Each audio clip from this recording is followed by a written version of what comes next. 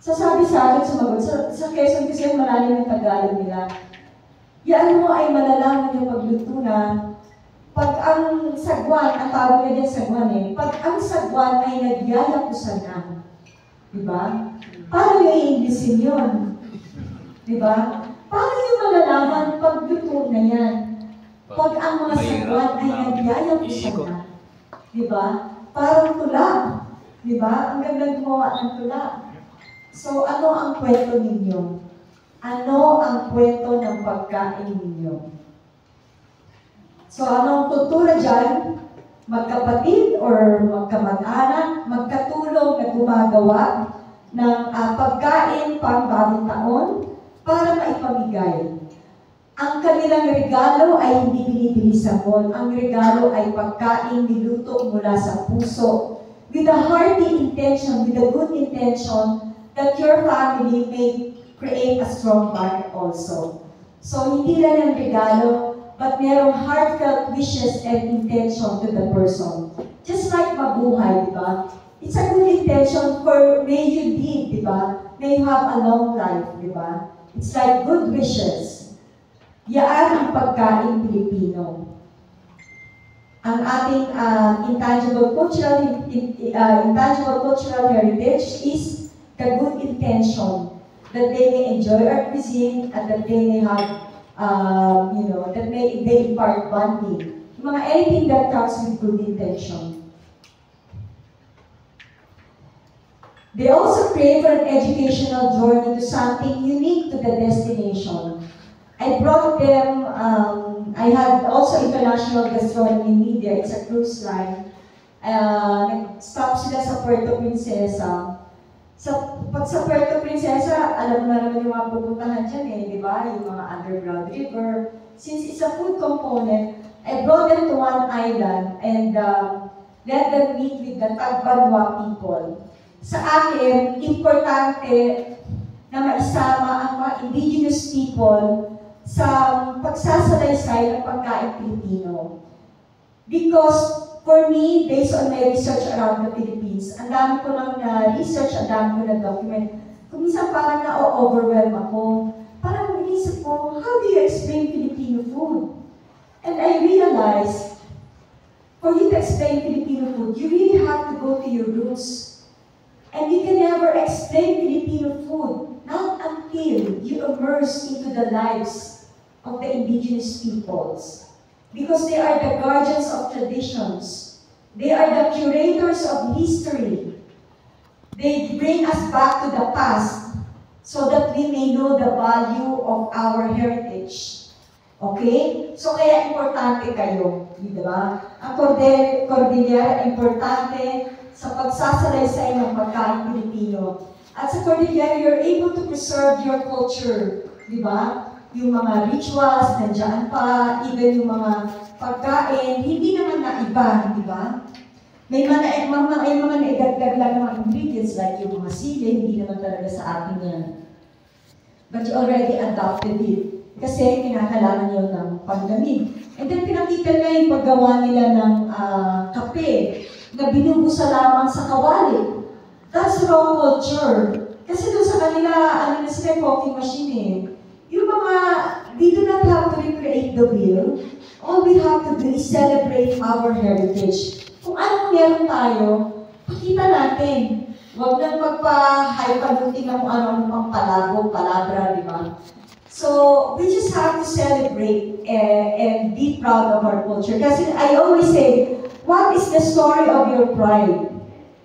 Do not recreate the wheel. Everything is right there under your nose. All you have to do is be very generous enough to share your culture. Kaya ginawa lang natin ang flow yung ating communication. They also want to taste something new for the first time. In my travels to Laguna and Quezon, meron silang dish. It's called tulawo. Yung tulawo ay it can be made of eggplant, yung talong, or yung puso ng saging.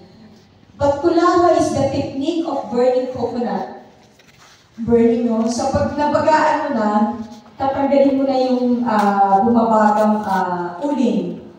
Pagkatapos nun, i-detain mo yung fire with coconut vinegar.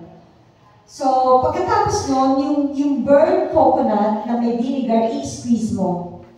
So, you get the extract of the juice. Pagkatapos meron yung grilled eggplant, ibubuhos mo siya doon. What you have is like a coconut vinaigrette. Very beautiful flavor. Manamis-namis siya kasi fresh yung coconut natin eh. Napakaganda ng panlasa. At kung yung mga chef na yan, may mga guests, if they can experience that, at magkaroon sila ng Instagram, you have to make it Instagrammable. Lahat na yan na pwede lang i-upload sa Facebook. Can you imagine? Always give them the opportunity to interact, do the work, at picturean nyo sila. Dapat marunong kayo mag-picture as a culinary guide. Anong magandang angle, di ba? Pang-landscape ba yan? Pang-Instagram, pang-Facebook. So mag-ano kayo, pati yan, tinuturo ko ang techniques ng pag-picture take. Kasi importante sa guests yan eh. That they may go home with memories, that they can post it. Pag pinost yan, masisikat na ang destination. Huwag na kayo mag-ano kung ako rin, I don't ask, kung hindi sila nagpapapicture sa akin, hindi ako nagpapapicture, di ba? Kung sila magpapicture, thank you, but I do not ask them for a picture, kasi kung isang iba, they are not into picture naman, pero very rare yun, di ba?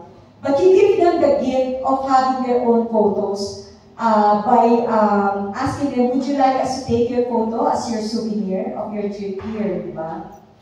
Offer that. Everybody wants to post on Instagram and wants to brag. Let them have the opportunity to brag about your food and your culture.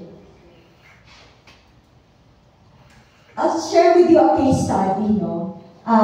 Yung ginawa natin, I'm just sharing with you the diversity of our Philippine cuisine, ingredients, and culinary experiences around the Philippines. Just a source of inspiration that you may find that in you, na maaaring meron kayong kapareho maaaring may kapareho kayo pwede i-share sa kanila. These are just theories that you can localize on your own. So one time,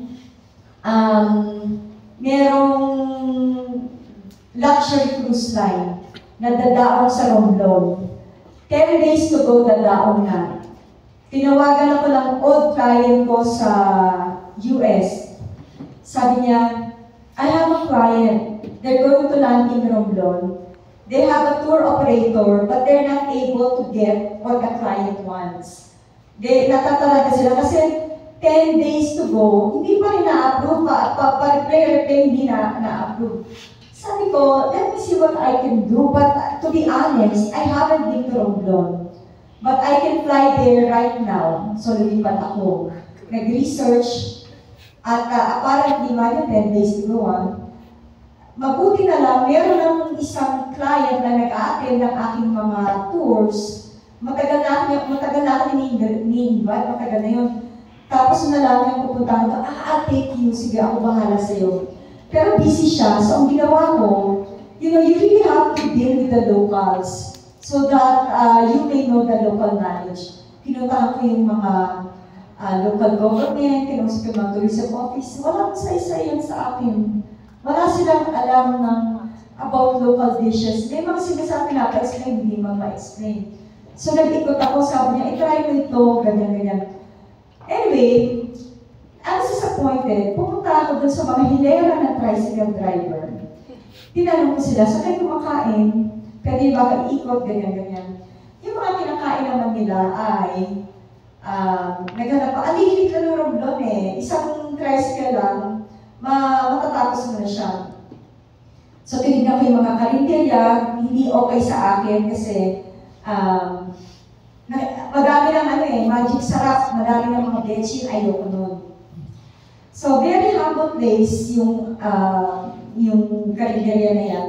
So, sinabi ko kaibigan ko, busy siya, meron isang ingredient, isang heritage dish, puntahan ko. So, pinapuntahan ko sa tricycle driver. Naghahanap siya, hindi rin niya alam kung saan siya naghanap kami. So until finally, I stumbled on something. So yung mga ganyan, hindi ko alam, 10 days to go, kaya natataranta yung cruise line.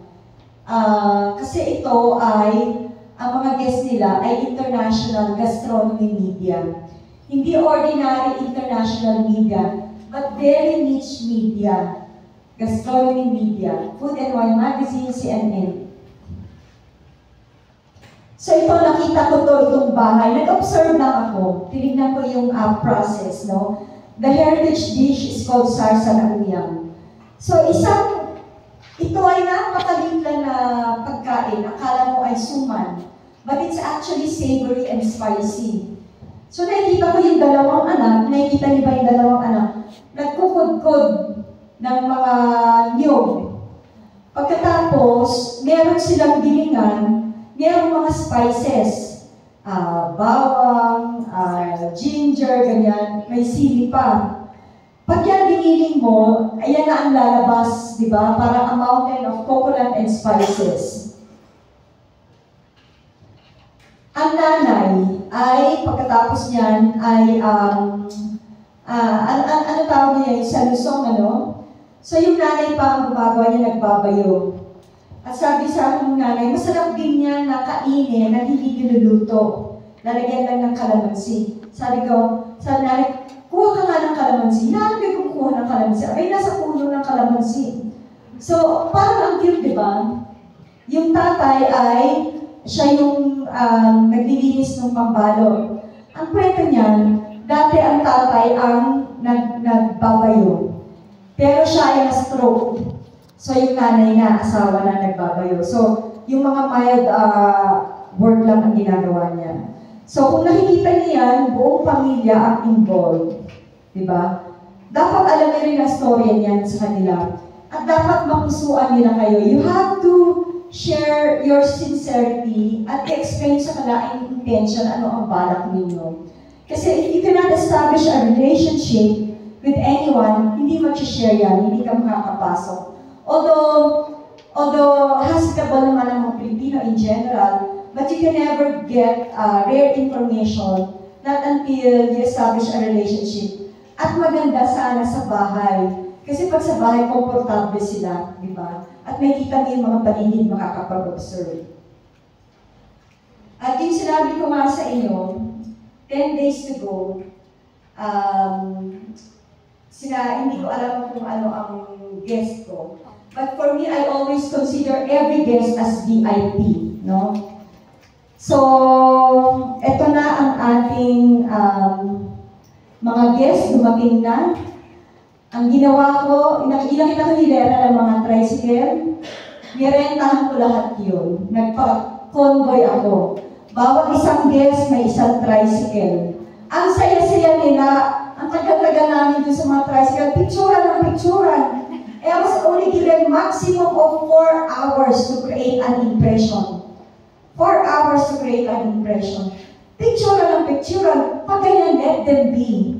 Let them be. Give them ample time to have a photo. Alin nga, bragging rights, something that they can post and share. Diba? So, ang ganda-ganda tingnan niya na yung postal area, isang tricycle, isang hilera lang sila. Yung pinuntahan ko na bahay, actually mga baku-baku yan, di ba? Pero sinabi ko na lang, I just have to be real.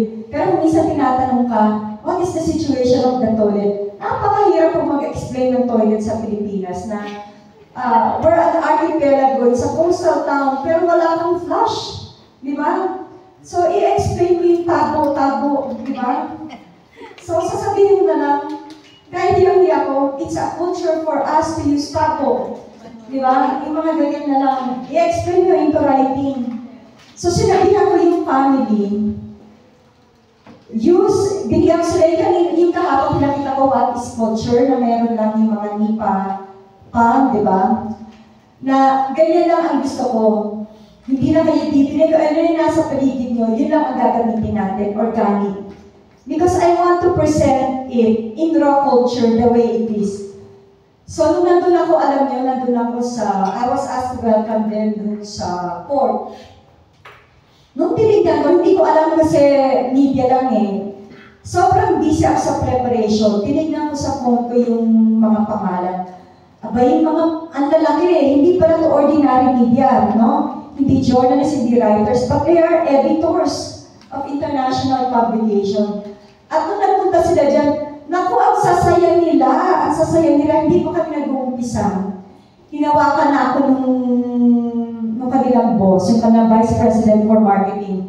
Pagod na pagod ako niyan kasi before that, inagal ko yung tour ni Cristina Soler, 3 weeks kami around the Philippines. Hinawakan niya ako sa braso ng mahigpit. And she looked at me in the eyes. Sabi niya sa akin, Clan, thank you. You're able to get what you really want. So, sabi niya, you will get all our tours. Hindi pa kami tapos, ha? O, diba? So, yung nasa gilingan na, sa gabi, nagkuha sila ng kanilang river prawns, no? Nagulat sila kasi inilalagay doon sa gilingan na buhay, nakapicture, kilig na kilig sila. Diba?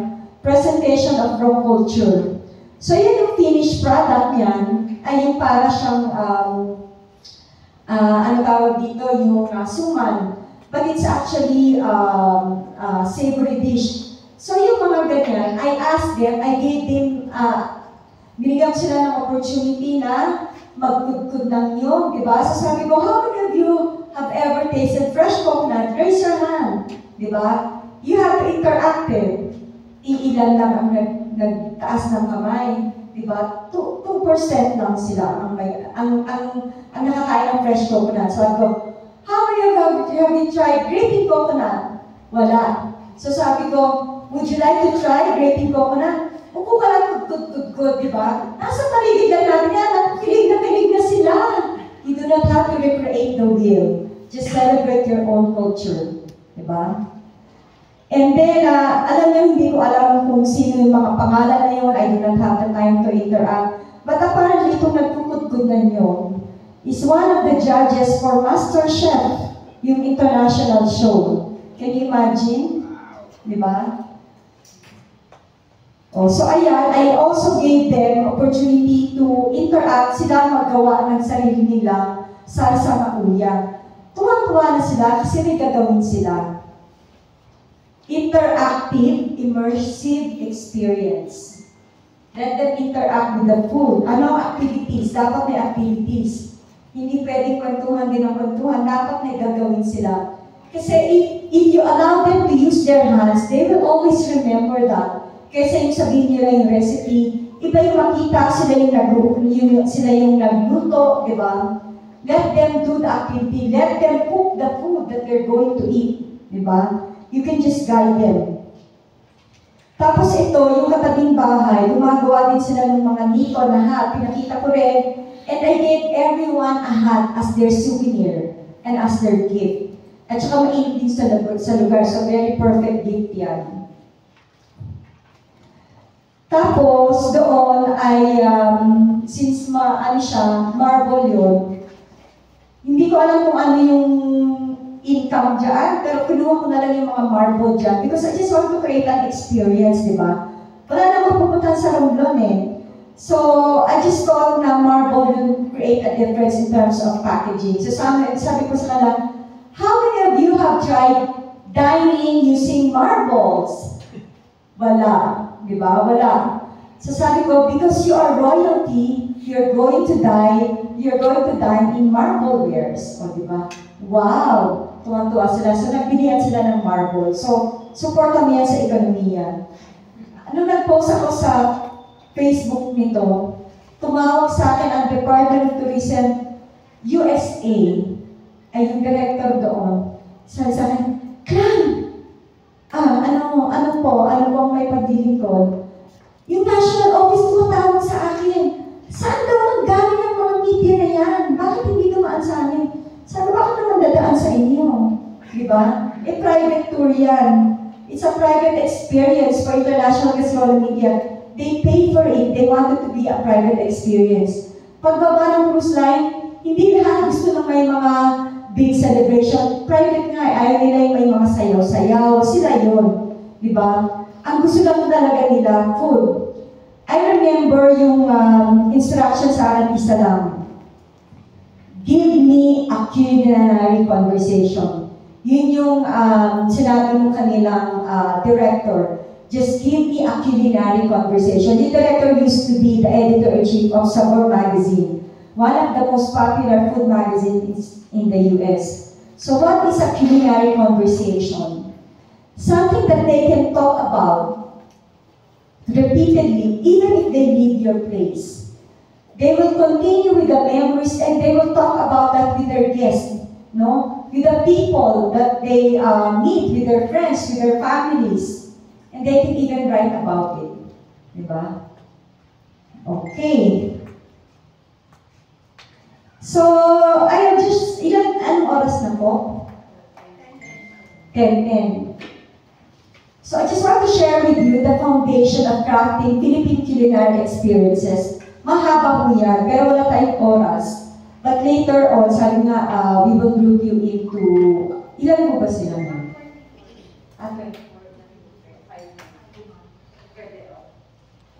I will group you later into 5 groups. So, pag mag-group na kayo into 5, I want you to work on this, mag-usap-usap kayo. Kasi gagawa tayo ng culinary tour circuit, no? Food and beyond. So, ito ang gagawin natin, Baguio and beyond. You're going to craft an itinerary, tatlo per group, tatlong itinerary. For a day trip itinerary, 3-day itinerary, 7-day itinerary. Bahala na ho kayo dyan. Kung nasa Baguio, Baguio. Makakapunta pa sila ng La Trinidad, makagawa pa sila ng strawberry picking, di ba? What can they learn? Yung sa akin, you have to integrate a learning experience, cooking experience, di ba? Magpapakita ba dyan paano gumawa ng strawberry taho o kung ano man about strawberry, di ba? And then 3 days, maybe you can go beyond Baguio, including 7-day itinerary. Ano yung pwede yung pagdikit-dikitin? Or pwedeng from here, pwede nyo sila nagpunta ng Kalinga. Can you create a 3-day itinerary for that? Or after Kalinga, meron pang pwedeng puntahan para mabuo yung 7-day itinerary. Ano ang mga experiences na yun? So the foundation for crafting Philippine culinary experiences is about understanding your history. Bago kayo gumawa ng itinerary, ano ba ang kasaysayan ninyo? Ano ang kwento na pwede nyo mabuo mula doon? Ano ang mga kultura na tradisyon ninyo na pwede ipakita? Di ba? Ano ang inventory at kwento ng mga traditional na ingredients ninyo o yung mga pananim? Ano ang mga inventory ng mga storya at heritage dishes and beverage ninyo, di ba? Kahapon na-cover natin yan di ba? Meron sa inyo na kung marunong gumawa ng mga tapoy o kung ano man.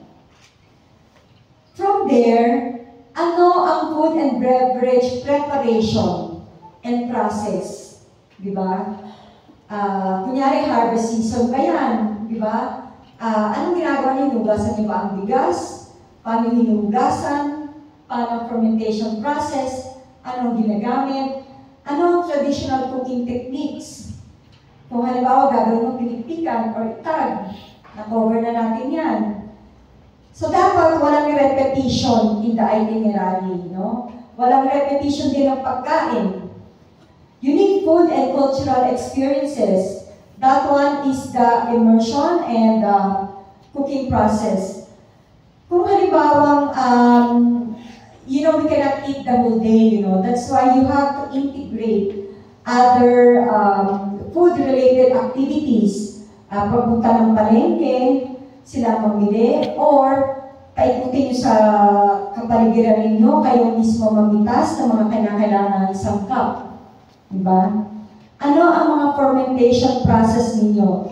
These are just suggestions, but it's up to you to craft your story. But this is the foundation of what I want to see in your presentation. Okay po ba yun? So magkakaroon tayo ng grouping, pagkatapos magre-recite kayo, kasi I think it will take a while. I will give you the entire morning to craft this, And then after lunch, magpe-present tayo. Kayo na po ang magpe-present. And it's going to be, graded na ba ito? O doon na lang sa ano? Graded, ano na lang to? It's going to be a graded interactive workshop. And I want to hear everyone to speak. Diba? Okay? Klaro po? So, per group, you're going to prepare 3 itineraries, Baguio and beyond. So, I want all of you to count. Apo.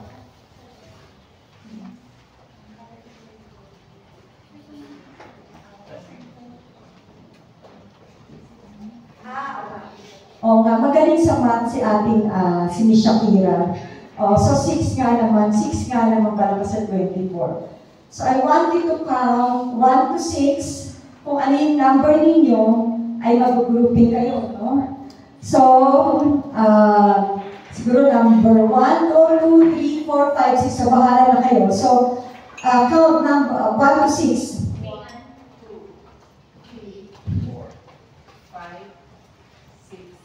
1, 2, 3, 4, 3, 4. Remember your number, ha? 5, 6, 1, 2, 3, 4, 5, 6, 1, 2, 3. Nasaan yung iba? Nasaan yung iba? Nag-CR siguro. So yung ano na lang, sino ang kulang? I-assign na lang natin sila. 3, so 4, 5. Sino ang 6? O may paparating pa? I-assign na lang. So, you can start to group yourself. So, bahala kayo. Mag-assign kayo ng group leader. 4, 2, 3, 1. O sige, para lang klaro. Dito muna ang 1. Dito ang 2. Dito ang 3. Dito ang 4. Dito ang 5. Dito ang 6. Okay. Do it with so much excitement and pride. Of the picture, this is Mr. Ravi. I just read ako yun. Mr. Ravi. Ay, bawal nyo. Mr. Ravi, Ravi Ramawak. This is one of the chef during the Ibagyo last November 25, 2023. I was there during the Pinikpikan Day because it was the awarding of the Ibagyo Festival, and that time they served the Pinikpikan with tapoy. That one is with tapoy.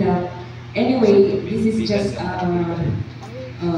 one of the delicacy here in the Cordillera, Pinikpikan. So they showcase this Pinikpikan during the awarding. And that time I was there and I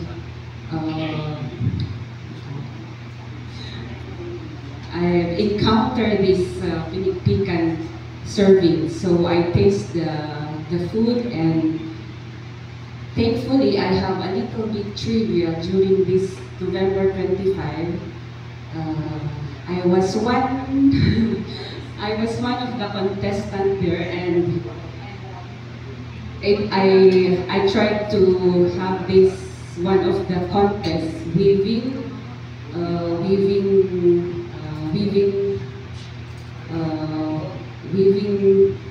section, weaving contest. So we tried to create our own craft relating to a bag that can be used generally to use for us. And that time I was shocked, and then I won the first prize. That's the only trivia. But during that time, I saw also Mr. Ravi serving the Pinikpikan that time. So a lot of people who attended, not only the participants of the contest, but some of the residents and tourists here in Bali. So don't forget to visit our our place here in Baguio or in the Cordillera, because Pinikpikan cannot be perished here, and then this is one of our special delicacy here in the Cordillera, and we have different varieties to cook. So every province you will taste different taste of Pinikpikan. Thank you. Okay. So, maganda yung kanyang level of energy. Diba? So, masasaya yung mga guests.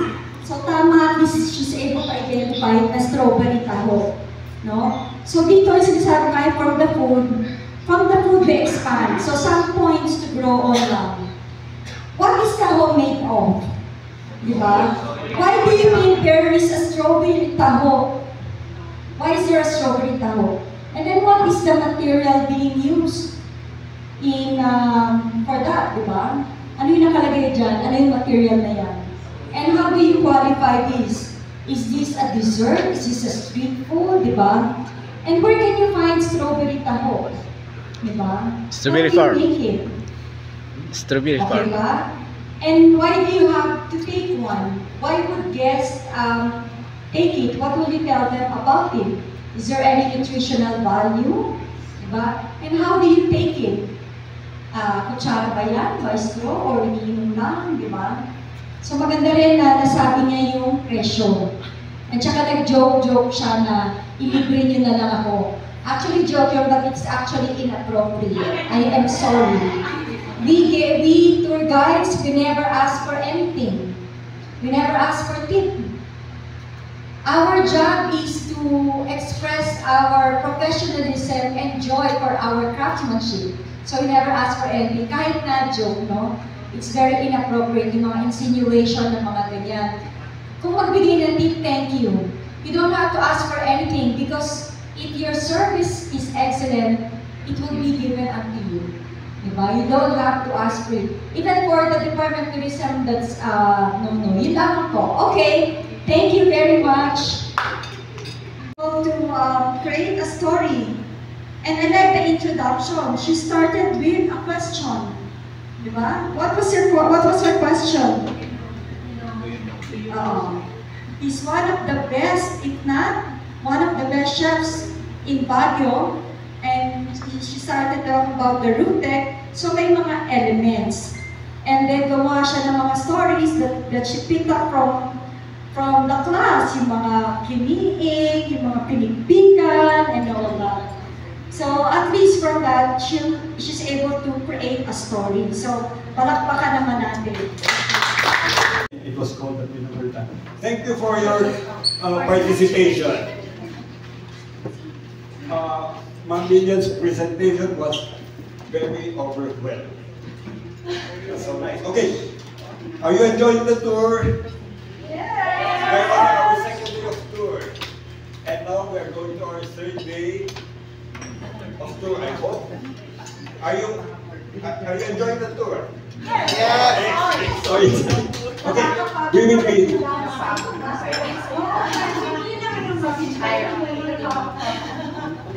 Okay, now we are checking out now from Dixon Hotel, and we are proceeding to Nueva Vizcaya. We are proceeding from Kalinga. We'll be traveling to Nueva Vizcaya.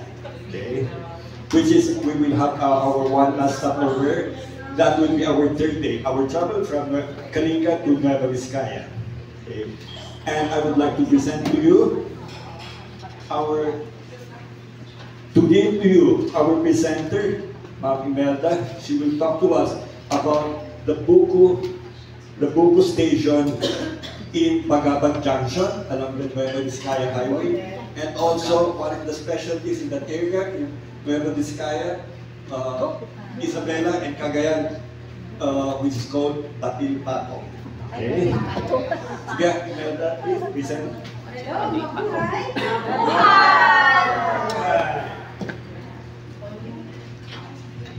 Hello again! Napagod ba tayo?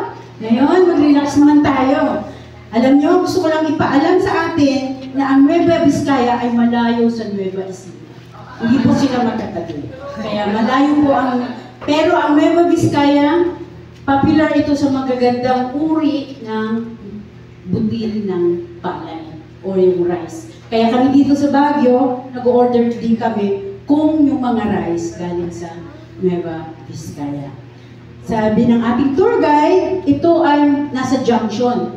Ito papunta sa Vizcaya or sa Bagabag particularly, and the other one is going to Cagayan, to Gigarao, sa Quirino and everything. Pero nandito tayo sa sa junction ng Bagabag. Dito sa Bagabag, meron yung famous na kainan dito. After dancing, nagutom ulit tayo, di ba? Kaya kakain tayo ng famous na, kasi malapit ang Cagayan dito, meron silang tinatawag ng pansit kabagan. Kaya yung pansit kabagan na to, gagawin din nila yung batil patong. Pero hindi lang batil patong, overload batil patong. O, sarap, no? Tapos may malamig na soft drinks. Huwag na natin banggitin yung, o kaya malamig na tubig. Dito sa junction ng Bagabag or yung intersection, meron yung famous doon na kainan. We call it GMB. Specialty ito ng mga taga-Vizcaya, yung batil patong. Ano ba itong batil patong? Kaya una-una, meron silang famous na bukupay. Akala natin ang bukupay nandun lang sa Laguna. Pero doon din sa Vizcaya, Nueva Vizcaya, marami din doon mga nyog. Kaya doon din sila kumukuha ng ginagawa nilang pangpasalubong na bukupay. Ito, yung recipe ng buko pie, of course, we all know na buko, ito yung yang coconut, white sugar, evaporated milk, cornstarch, cheese. This is a recipe of all-time favorite. Buko pie, since this is a very popular pie, many businesses sprouted selling buko pie, especially in Laguna, as what I've said, pero masarap din dito sa Nueva Vizcaya. Pasalubong, ika nga. So you don't have to travel out of town just to have a buko pie in case you are craving for one. Pwede rin dito, doon sa interior section, may mga bus doon. Kung dito sa Luzon, maraming nagtitinda ng tupig at mais. Doon naman, buko pie kayo doon. So makikita mo, isa-isang box, pero mapaparami ka ng bili, baka 5 box na yan. Kasi gusto mo pamilyan yung marites sa kapitbahay natin, no? Para maging mabait siya. So aside from buko pie, as what I've said, meron yung tinatawag nating batil patong. Ito yung talagang napakasarap when it comes to overload. Kasi punong-puno. Kung dito, yung ordinary nating bihon, pansit bihon, meron lang siyang tenga ng daga, meron pa siyang kasayan, at saka, karne, gulay. Itong batil patong overload ito, meron siyang pinaka-topping na itlog. And then, doon sa baba niya, yung mga giniling, depende yan kung beef, pork, o chicken. Pwede kayo mamili doon. Tapos sa baba niya ulit, meron na naman siyang kind of recipe ng mga vegetable carrots, meron siyang ginadgad na pechay, umbok. Pero very healthy siya kasi marami din siya, kaya siya tinawag na overload. At kung sa spaghetti meron siyang meatballs, itong batil patong, may meatballs din siya. Sayang mo na kami picture para sana yun ang iyong orderin ngayon. No? Alam ko na ito palang busog na tayo. Talagang batil patong, busog, lusog. No? Special pansit, they call it, yun nga yung pansit kabakan doon sa Cagayan. Hokkien noodles ang tawag nila. Pork belly, meron din siya. Panlasang Pinoy talaga. Meron siyang chicken stock, soy sauce, red onions, garlic, and as what I've said, yung topping niya, yung egg. Dito sa Nueva Vizcaya, dahil malayo ito sa dagat, no, ang Cagayan Valley, malayo yan sa dagat, marami silang mga resort dito. Kaya makikita natin in every town, yung Santiago, yung Solano, Bagabag, and then Bayungkong, maraming mga resort dyan. Mamili na lang kayo kasi mga mura din sila. Kaya yung weather doon na mainit dahil wala ng dagat, yung mga sariling resort marami doon. Pwede ako mag-recommend, kaya lang at this moment wala pa yung kanilang calling card. Kaya gusto ko pag nag-recommend ako, not to me directly, but to them. Kasi i-refer ko kayo for special discount. So as what I've said, Nueva Vizcaya is a beautiful place. Napakaganda rin ng hangin. Don't you know na nagfa-fog din doon parang Baguio. No? Kasi nga malapit din yun sa Mountain Province. Kasi hindi na kami nakalakbay sa Banawe dahil out of way na kami. Kaya mag-stop over muna kami dito. I hope you can join us in our next travel. Okay, sir? Thank you very much. That was a very overwhelming presentation. Okay, so kanina binutong tayo sa sayo natin ng Binungol from Kalinga. Ngayon nabusog tayo ng Tapilpato, Pansit Kabagan at saka ano pa yung isang pinag-ius? Pupupay. Wow. So, okay, so now that was our presentation for our third day of tour. So, thank you so much, Lilian, for the presentation. So, cut.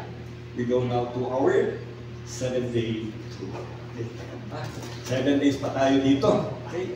So, anyway, 1 week na lang. Okay. Okay. Day 1 of our tour. Ba ito, Good Shepherd? Dapat tingin ako This is Mountain Maine. So, I just want to make a comment on Clint. He's very quiet, but he's very fluid. He's a gifted speaker. He's able to connect everything all together. Yung mga story niya, even from the crop, he told everyone that it's an ube, that it's an important crop, indigenous to us, and how it's commercially produced. Sinabi niya in origin na it's a good shepherd, but beware, it's not, di ba? So may kwento pa siya na i-relate niya yung mga dati nagtatrabaho, started making on their own. But behind that, he's able to narrate the story behind it yung mga strawberries. So I think it was a very interesting story.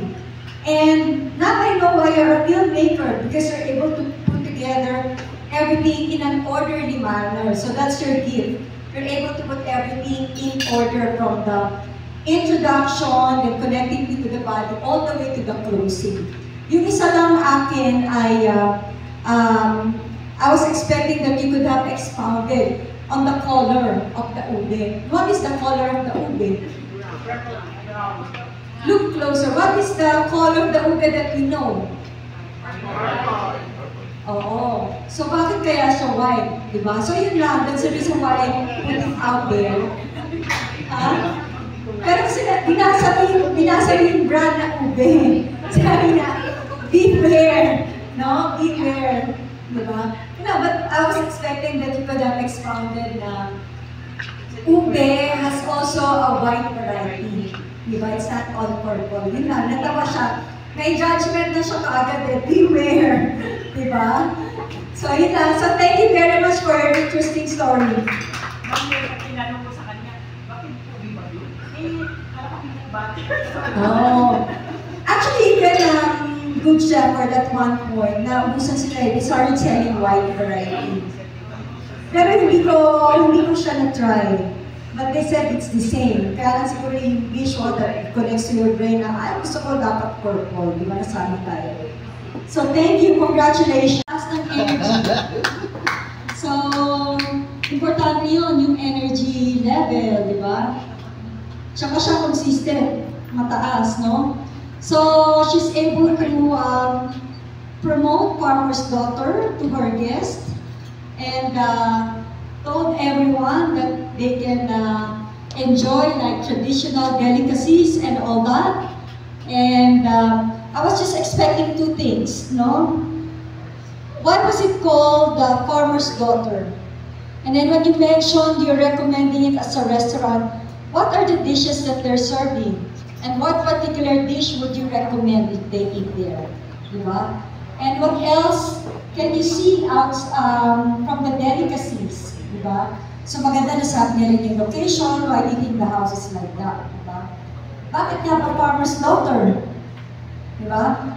Farmer's daughter, bakit? Kasi lahat sila, they come from a family of, yes, they come from a family of farmers, but then, farmer's daughter because in every farmer, there will always be a mother and a daughter and all that. So basically, it's an ode to the women in their family. So, farmer's daughter. Okay ba yun? So yun lang. And then, meron din sila dyan, maganda yung mga souvenir items sila, may mga bag sila, kunyari, kiniin, what is that, diba? So maganda yung line of souvenir items, meron din sila mga self-made spices. And then this is from Cordillera, but this has become popular restaurant because even some notable award-giving bodies has recognized them also. So this is a destination itself in Cordillera, and everything is very flavorful and nicely plated. They make an effort to present it nicely to guests. Alright! Okay na po ba? Nga malagdayamin, papuntan ang batangan. Maya-maya tayo mas lunta amin. So, ito po yung itinerary namin for one day. So, OMA Culinary Farm Tour. OMA is a word from Kalinga, meaning sa Tagalog, kainin. Pero sa Ilocano, uma. Remember that Abra is part of Ilocos before, but naging part na siya ng Cordillera. So, yeah.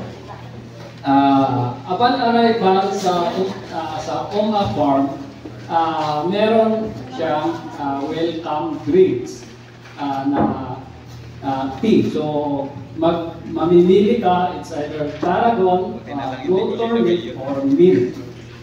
And after the welcome drinks, magkakaroon siya ng farm tour.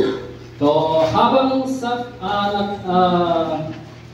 ongoing yung farm tour, magha-harvest din ang guests sa mga vegetables na kailangan nila for their lunch at saka yung snack. So, yung for the food ng lunch na gagawin nila is binakol. Ito yung kung sa Tagalog tinola, pero ang pagkakaiba lang is ang ingredients is meron siyang buko at tapos yung gagawin sabaw ng yung bayan na to is yung tubig din ng niyog. Yun yung gagawin magiging sabaw na ulam nila. And then after harvesting, syempre magre-rest sila and then magkakaroon ng snacks. After ng snacks, prepare nila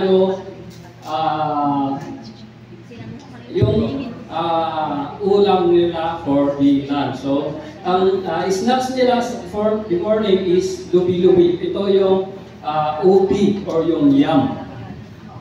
And then, lunch. After ng lunch, magkakaroon ng planting or seed feeding. Siyempre, nag-harvest sila, kailangan papalitan yung kinuha for the next coming magkakaroon ng founder. So, yun yung purpose kung bakit sila magkaroon ng activity na seed feeding or plant sila.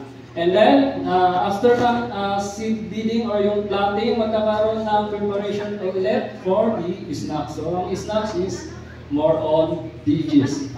So, yeah. More on activities in food yung gagawin ng guests. And then, after yung snacks, magkakaroon ng food review. So, yeah, and then departure. Yun yung one day OMA Culinary Farm Tour. Hello,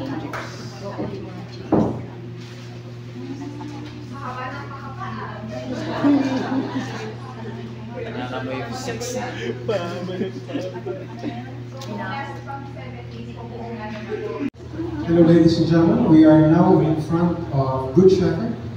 And if there's something that I want you to remember in this place, is they specialize in ubi jam. Ubi is our mountains plant that they gather, the local community gathers it, and the recipient of a scholarship of these sisters gets to embody this plant from the IP communities and plant it in a way that makes it special. What makes this ubi very, very special is because it is now an endangered commodity. And that is something that you should take advantage of. Why? Because you're just in front of Good Shepherd, where it used to have a long pile of buyers, but you're so fortunate, you're only a few in line. So you might as well consider buying, but not for the purpose of just to buy for pasalubong, but also to consider supporting this small group who happens to be scholars and also helping back to their community by buying locally produced product. And majority of their products were selected so well that you are likely going to expect a product that have been planted via organic processes. So ladies and gentlemen, they are bottled this way, but if there's one thing that I want to consider other than the ubi, is Good Shepherd has already shifted into processing strawberry. It used to be processed by Strawberry House, and Strawberry House shifted to strawberry wine. Right now, what you will consider now is how this group of sisters has motivated the process of culinary preparation and cooking and recognizing the process of economically producing a very affordable pasalubong for your friends. And what I want you to recognize here is the way they bottle. What made Good Shepherd so ideal for pasalubong is because they were able to perfect their preservation techniques, and that includes the way they process. So they have longer shelf life. That's something that you need to consider. But ladies and gentlemen, I want you to focus on the bottle. It's not Good Shepherd. But whenever you go to Palenque, they will always associate your brown to Good Shepherd. You know why? Some of those people who produced those bottles were actually produced and trainees of Good Shepherd, but they still carry their name even being outside of Good Shepherd. So if there's one thing that I want you to remember before we leave this place, is to always remember Good Shepherd is located in the mountainous region of the Cordillera, and it's here in Mines Group. They're the ones who revolutionize tourism and food tourism, and in a way that the rest of the community appreciate. They're the best example, and I hope you will remember them. So before we leave, please take it into consideration to make sure to check the label for your food safety. So whenever you travel around Baguio, make sure check the best brand. But so far, the rest of the food being sold here in Baguio are basically safe because majority of them used to be students and sons and daughters or even parents of the beneficiaries of Good Shepherd. Thank you, see you around, and then hopefully we'll be back in the next 30 minutes. Thank you. Okay, thank you very much. Your tour guide. I am Miss Martina, just call me Tina. Now, we are going to the farm. And ladies and gentlemen, I would like to introduce to you about the urban gardening of Baguio City. Did you know that since March 2021, nagkaroon tayo ng lockdown, walang pinagkabatan ng tao kundi mag-garden. To stress reliever, kasi nga na-lockdown tayo noon, di ba? Kaya, ang tao is natuon sa pagtatanim. So, if you able to remember, halos nga nagbibilihan pa tayo ng mga tanim-tanim, di ba? And I am one of those. At it's my first time also to experience na magtanim. And then, I didn't know that may contest pala ng survival gardening. And then, I never thought that yung garden ko, pasok pala sa survival gardening na yon sa entire Baguio na competition. And to cut it short, Alam niyo ba na nanalo ako bilang third place? Which is, what? Because that is my first time as a gardener. At maybe because of my passion of plants, at yan ang hobby ko, yung pagtatanim, siguro doon ako nanalo. Kasi I made an innovation. Alam niyo kung ano? Yung kawayan, hinati-hati ko yun, at kinuha kong bed. Tapos nilagyan ko ng black soil. So tinamnan ko ng mga vegetable, yung mga edible. Alam nyo, na doon ko lang na-appreciate ang tunay na sustansya ng pagkain kasi fertilizer ang ginamit ko, yung mga organic. Which is, no binibili ko yung mga fulay sa palengke, ang titigas. Tapos ang pangit ng lasa. Pero nung ako yung nagtanim na, then I harvested it and I cook it, doon ko naman na matamis pala ang gulay. So, I am encouraging you to do urban gardening in your backyard. Hindi problema kung walang space. Basta ang importante, meron kayong recycling or innovative. May mga bottles tayo na pwede nyo gamitin. Kaya nga, I'm encouraging you to have recycling. Thank you.